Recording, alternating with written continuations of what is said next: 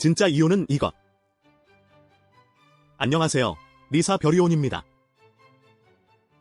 최근 이런 뉴스가 터졌죠. 한 청문회가 재탕의 맹탕으로 끝나며 왜 졌어요? 라는 질문만 남았다는 소식입니다. 겉으로 보기엔 단순한 질의응답 실패처럼 보이지만 저는 이 뉴스에서 중요한 구조적 병목을 감지했습니다. 맞습니다. 별이온 팀장님. ISO 국제심사원 관점에서 보면 이런 현상은 단순히 개인의 능력 부족이나 불성실의 문제가 아닙니다. 근본적으로 조직 내 의사결정 시스템에 깊은 병목이 있음을 시사하는 강력한 신호죠. 특히 E형, 즉 의사결정 병목형의 전형적인 모습입니다. E형 의사결정 병목형이라. 흥미롭네요. 보통 청문회나 이런 공식 석상에서의 무책임한 답변은 개개인의 소극적인 태도 때문이라고 생각하기 쉽지 않나요? 그게 어떻게 시스템의 문제로 연결될 수 있을까요? 아주 좋은 질문입니다. 바로 그 지점이죠. 표면적으로는 개인의 태도로 보이지만 그 뒤에는 결정하지 못하게 만드는 구조가 숨어 있습니다. 의사결정 병목형은 불명확한 책임 소재, 과도하게 복잡한 승인 절차, 그리고 실패에 대한 두려움 때문에 결정을 미루는 문화 등 여러 요인이 복합적으로 작용합니다. 정확합니다. ISO 9001의 경영검토 조항을 보면 조직은 전략적 방향을 포함하여 품질 경영 시스템의 적절성, 충족성, 효과성을 주기적으로 검토해야 한다고 명시되어 있습니다. 이 검토 과정에서 중요 의사결정이 지연되거나 책임이 불분명해진다면 시스템 자체가 제대로 작동하고 있지 않다는 증거로 볼 수 있습니다.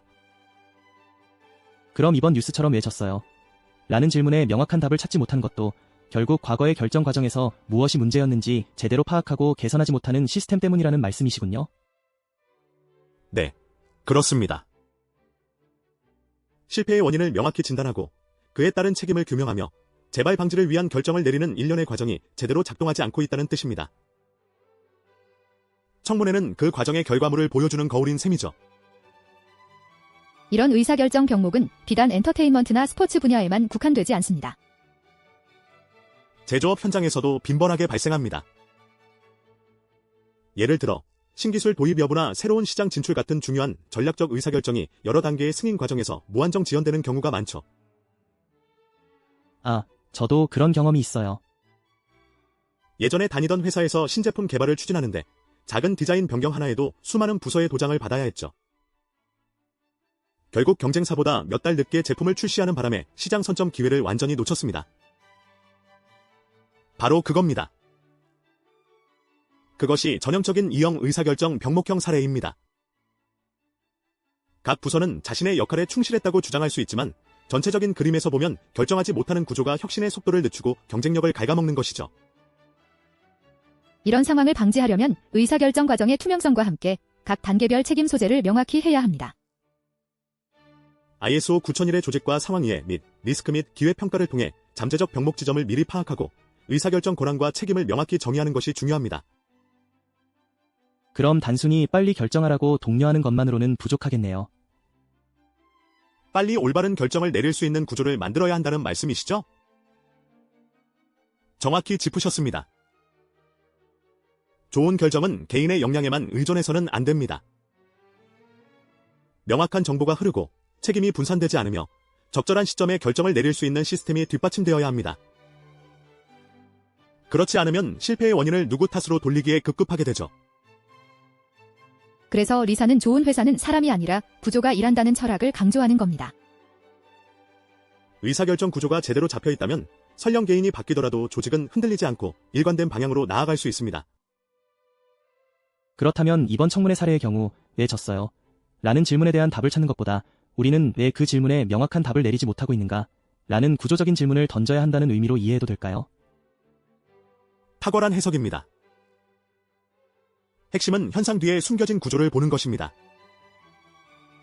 리스크를 회피하고 책임을 전가하려는 경향이 의사결정 시스템 내에 내재되어 있다면 비슷한 실패는 계속 반복될 것입니다. 문제를 만드는 것은 사람이 아니라 구조이기 때문이죠. ISO 심사 현장에서도 유사한 질문을 많이 합니다. 예를 들어 최근 주요 전략적 의사결정 과정에서 리스크 및 기회 평가 결과를 어떻게 활용했으며 그 의사결정으로 인한 잠재적 영향은 어떻게 검토되었는지 문서화된 근거를 제시할 수 있습니까? 같은 질문을 통해 의사결정의 투명성과 구조적 타당성을 확인하죠. 그럼 이런 의사결정 병목을 해결하기 위한 구체적인 방법은 무엇이 있을까요? 막연하게만 들리네요.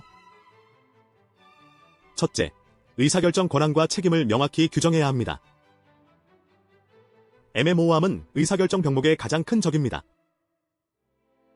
둘째, 다단계 승인 절차를 간소화하고 반드시 필요한 단계만 유지해야 합니다.